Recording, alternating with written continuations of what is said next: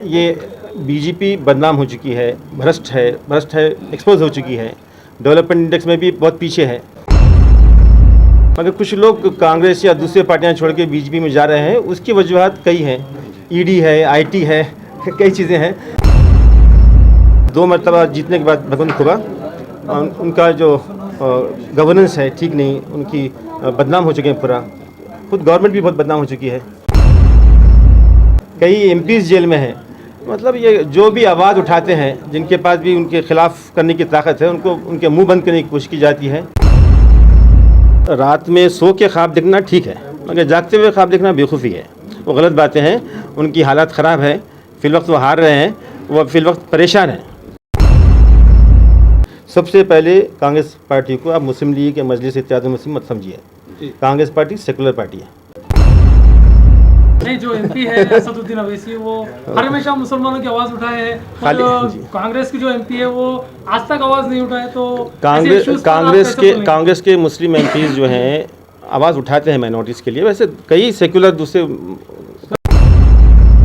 देश के संविधान को बचाना है और देश को बचाना है तो बीजेपी जैसे भ्रष्ट सरकार को जड़ से उखाड़ना होगा और इसके एक मरतबा उनको हरा करके कांग्रेस को फिर से लाकर देश को मजबूत करना होगा।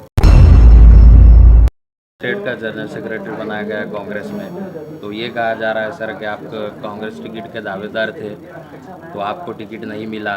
तो ये जो है नाराज़गियाँ जो होती है पार्टी से, इसको दूर करने के लिए पोस्ट अहदे दिए जा रहे हैं या पार्टी को मजबूत करने के लिए?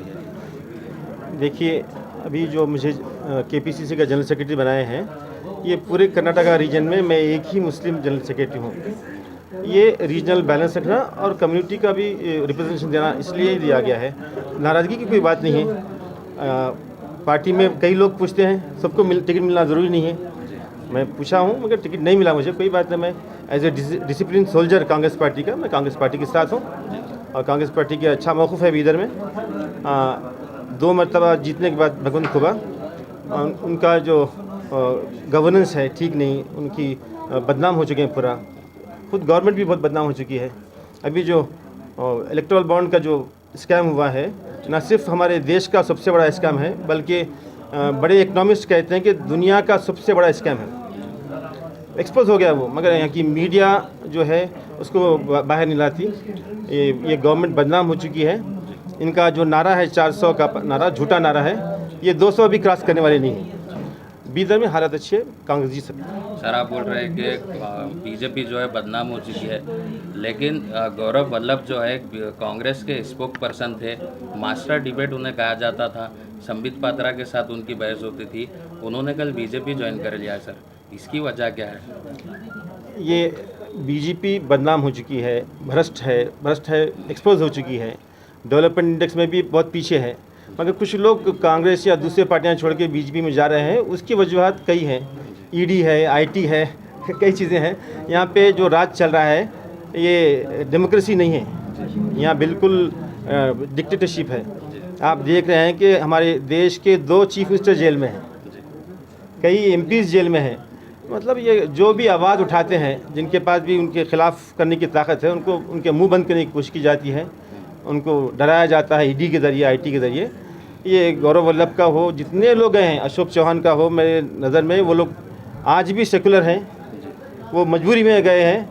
जैसे उनकी मजबूरी ख़त्म हो जाएंगी, वो उस पार्टी को लात मार के फिर वापस आ जाएंगे। सर, क्या 35 से सर एक सवाल है आपसे। 35 से 40 साल की जो है आपकी सियासत है, बीदर के जो है सीनियर नेता आप माने जाते हैं, लेकिन इसके बावजूद सागर खंडरे को टिकट मिलता है। कई दावेदार जो है 5 मुस्लिम टिकट जो है कर्नाटका से इस बार पूछे गए थे, लेकिन कांग्रेस ने नज़रअंदाज कर दिया है। एक टिकट दिया गया, क्या वो एक टिकट जीतने की उम्मीद है? और 88% वोट शेयर इस बार जो है असम्बली चुनाव में ख़ास तौर से माइनॉरिटी का रहने के बावजूद भी इस नज़रअंदाजी की वजह? आपका सवाल सही है जी। हमारी मुस्लिम माइनॉरिटी के पॉपुलेशन के हिसाब से हमारा जो हिस्सा बनता था, हमारा जो हक बनता था, हमको नहीं दिया गया। इसके कई वजूहत हैं।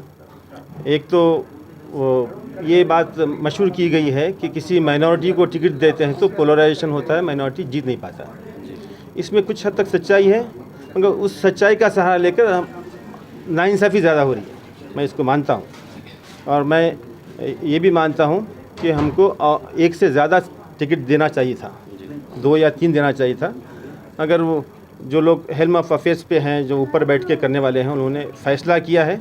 अगर हालात का तकाजा ये है कि हम फ़िलवक्त इस भ्रष्ट और कम्युनल सरकार को, फाशिस्ट सरकार को हराने के लिए ये छोटी मोटी नाइंसाफ़ियों को हम नज़रअंदाज करते हुए एक बड़े हित के लिए, बड़े काज के लिए हम काम करना है और देश को बचाना है, यहाँ की डेमोक्रेसी को बचाना है। सर, क्या आपको लगता है कि कांग्रेस में जो है नेपोटिज्म चल रहा है?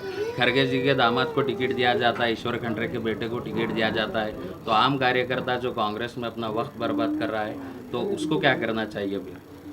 देखिए, मैं किसी गलती को जस्टिफाई नहीं करता कभी, जी चाहे वो उसका मुझे क्या भी खुमियाजा भुगतना पड़े, आई डोंट केयर। गलत गलत है, जो कुछ गलत हो रहा है, मगर आज के हालात में हमें बीजेपी को हराना है, देश को बचाना है। जो कुछ दिख रहा है, जो गलत हो रहा है, जो आप बोल रहे हैं वो गलत है, जिसको नहीं करना चाहिए मगर हो रहा है। हमारी मजबूरियां हैं, ये मजबूरियां हैं, मगर गलत को गलत तो बोलना ही पड़ेगा। सर, भगवान खुबा बोल रहे हैं कि इस बार वो 2 लाख की लीड से जीतेंगे, तो सागर खंडरे की क्या जीत निश्चित है? देखिए, रात में सो के ख्वाब देखना ठीक है, मगर जागते हुए ख्वाब देखना बेवकूफ़ी है, वो गलत बातें हैं। उनकी हालत ख़राब है, फिलवक्त वो हार रहे हैं, वो फिलवक्त परेशान हैं। सर हमारे जेडीएस पे अलायंस हो गई है सर। बंडप्पा कासिमपुर भी जो है अपने आप को एक सेक्युलर नेता कहते थे, वो भी बीजेपी से जुड़ गए हैं, तो इसका भी फायदा होगा बीजेपी को इस बार? शोर मौसले भाई बोल के बताना, वैसे हो गए, फ़र्क नहीं पड़ता उससे कोई फ़र्क नहीं पड़ता। सीएम फेस भी कांग्रेस में ज्वाइन हो गए जी, चलता है। जब भी इलेक्शन आता है तो लोग इधर से उधर शिफ्ट होते हैं, अपने अपने इंटरेस्ट के लिए, अपना भविष्य को ढूंढते रहते हैं अपनी अपनी हमारे पार्टियों में। हिंदुस्तान में मुस्लिम कायदीन कब मजबूत होंगे सर? कब सियासी बेदार होंगे सर? हम जब तक सियासी तौर पे बेदार नहीं हो सकते, जब तक हम अपने हक़ के लिए आवाज़ उठाने के काबिल नहीं बनते। सर आप बोले दोस्त हमारे लोग हक़ के लिए आवाज़ उठाने के लिए कुछ कमज़ोरी है उनमें, इत्तेहाद नहीं है। इसकी वजह से ये ना तो उनके पास बोलने की ताकत है, ना वो बोल पा रहे हैं, इसलिए हमारा नुकसान हो रहा है। कांग्रेस का जो है मैनिफेस्टो जारी किया गया है, तो उसको जो है घोषणा पत्र को न्याय पत्र का नाम दिया गया है खरगे जी ने। क्या लगता है सर कि इस मैनिफेस्टो जारी होने की वजह से कांग्रेस को इसका लाभ मिलेगा सर? हिंदुस्तान की तारीख़ में ये पहला मैनिफेस्टो है जिसके अंदर गरीब और पिछड़े लोगों की, बिल्कुल डाउन ट्रॉडन लोगों की, डिप्रेस्ड लोगों के लिए, उनके हक़ के लिए, किसानों के हक़ के लिए और महिलाओं के हक़ के लिए, गरीब लोगों के हक़ के लिए इसमें बात की गई है, अनएम्प्लॉयड लोगों के लिए बात की गई है। और इसका ज़रूर फ़ायदा होगा। उसका एक एक्सपेरिमेंट कर्नाटक में हुआ था, यहाँ पे 5 गारंटी दिए थे, उसका बड़ा फ़ायदा हुआ। हमारे पास 136 सीट है, जबकि इलेक्शन से पहले बीजेपी के लोग बोलते थे कि हम 60 से ज़्यादा क्रॉस नहीं कर सकते। वही आप तेलंगाना में देख रहे, तेलंगाना में तो था कि स्वीप, बीआरएस स्वीप कर रहा है, कांग्रेस बिल्कुल पिछड़ जा रही है, पहले की जितने भी सीट नहीं लाएंगे। मगर वहाँ पे भी जो कांग्रेस की गारंटीज़ हैं गरीबों के लिए, महिलाओं के लिए, नौजवानों के लिए, किसानों के लिए, वो बड़े कारगर साबित हुई हैं और उसका बड़ा फ़ायदा हुआ है। अब नेशनल लेवल पे भी जो कांग्रेस का मैनिफेस्टो है वाकई एक न्याय का मैनिफेस्टो है। ये अच्छे दिन तो अब आएंगे। कांग्रेस जब सरकार में आएगी, गवर्नमेंट में आएगी, तो अच्छे दिन आएंगे। क्या वही गारंटी पे अभी इलेक्शन लड़ेंगे आप लोकसभा में? अब फिलहाल तो इसी गारंटी पे लड़ रहे हैं ना, हम गारंटी दे रहे हैं बाद हफ्ता लोगों को, बोल रहे हैं हमारी ये गारंटीज़ हैं, इसके बदले में हमको वोट दो, क्योंकि आप 10 साल से देख रहे हैं अनएम्प्लॉयमेंट बढ़ गया, 40 साल का रिकॉर्ड अनएम्प्लॉयमेंट है। सर ये 5 गारंटी को छोड़कर और दूसरे भी न्यू गारंटी आने के सेंट्रल गवर्नमेंट के कई 36 गारंटीज़ हैं इसके अंदर। 36 अब फिलहाल नए मैनिफेस्टो में 36 गारंटीज़ हैं और बहुत लोगों को सहूलतें हैं। सर एक लास्ट सवाल है आपसे, आज स्टेट जनरल सेक्रेटरी बनने के बाद जी, आपकी क्या जिम्मेदारियां हैं, किस तरह से आप पार्टी को मजबूत करेंगे? देखिए, स्टेट का जनरल सेक्रेटरी बनने के बाद हमारी स्टेट प्रेसिडेंट की जानिब से मुझे जो जिम्मेदारी दी जाएगी, मुझे जो डिस्ट्रिक्ट का जिम्मेदार किया जाएगा, मुझे वहाँ जाना पड़ेगा, वहाँ पे मुझे क़याम करना पड़ेगा। मैं क़याम करके पार्टी की कैंडिडेट को जिताने के लिए काम करूँगा और पार्टी के जो पॉलिसी प्रोग्राम से लोगों को वाकिफ़ कराऊँगा, पार्टी को मजबूत करूँगा ज़िले में, और जो भी हाईकमान कहता है उसके हिसाब से पार्टी को मजबूत करने का काम करें। कहीं ना कहीं कांग्रेस जो है अपोजिशन का रोल कमजोरी से निभा रही है। बात आई है ज़ुबान पे, क्यों ना कह दूँ साफ साफ, हिंद के तमाम अनासर हैं मुसलमान के ख़िलाफ़। सबसे पहले कांग्रेस पार्टी को आप मुस्लिम लीग के मजलिस इत्तेहादुल मुस्लिमीन मत समझिए। कांग्रेस पार्टी सेकुलर पार्टी है, ये बिल्कुल आपके लिए काम करेगी, जहन से निकाल देना, सबके लिए काम करेगी। अब ज़्यादा उम्मीदें मत रखिए बस। Sir Muslim be practical. नहीं, जो एमपी है असदुद्दीन अवैसी, वो हमेशा मुसलमानों की आवाज उठाए हैं, खाली- और जी। कांग्रेस की जो एमपी है वो आज तक आवाज नहीं उठाए, तो ऐसे issues पर आप कैसे बोलेंगे? कांग्रेस के मुस्लिम एमपीज जो हैं आवाज़ उठाते हैं माइनॉरिटीज़ के लिए। वैसे कई सेक्युलर दूसरे कांग्रेस के एमपीज भी उठाते हैं। इधर के जो CA/NRC के मामले में भी कांग्रेस के नॉन मुस्लिम जितने एमपीज हैं, खुद कांग्रेस के AICC प्रेसिडेंट राहुल गांधी सबसे पहले आवाज़ उठाए।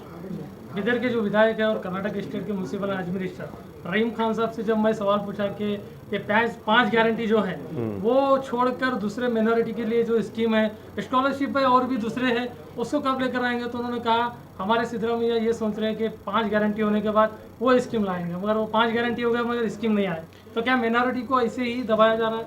कर्नाटक स्टेट में जो गुज़िश्ता BJP की हुकूमत थी, जी वो अपने मिस रूल की वजह से, मिस गवर्नेंस की वजह से, करप्ट गवर्नेंस की वजह से पूरे ख़जाने को खाली किए।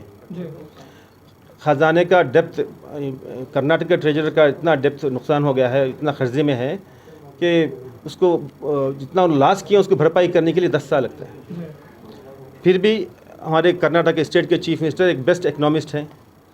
एज ए फाइनेंस मिनिस्टर वो अपनी ज़िंदगी के 13 बजट पेश किए हैं, 13 या 14 बजट पेश, 15 बजट पेश किए हैं। एक सक्सेसफुल फाइनेंस मिनिस्टर हैं वो उनको यकीन है कि वो 1 साल 1.5 साल के अंदर वो पूरे जो भी नुकसान हुआ था BJP के दौर में कर्नाटक के फाइनेंस को लेके, बजट को लेके, उसको भरपाई करके फिर पूरे स्कीम्स जिसका वादा किए हैं, जो पहले जब वो CM थे जो नाफिज थे, वो पूरी स्कीम फिर नाफिज करेंगे।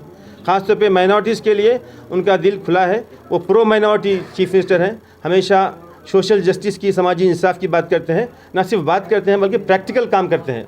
देखिए आप, जब लास्ट BJP गवर्नमेंट में कर्नाटक के स्टेट का माइनॉरिटी का बजट सिर्फ 800 करोड़ था, अब 3200 करोड़ है, मतलब बढ़ गया है ना। अब उनका ये वादा है, मेरे 5 साल होते होते, गवर्नमेंट के 5 साल होते होते मैं 10,000 करोड़ देता हूँ, और वो जो वादा करते हैं पूरा करते हैं, वो मशहूर है वो।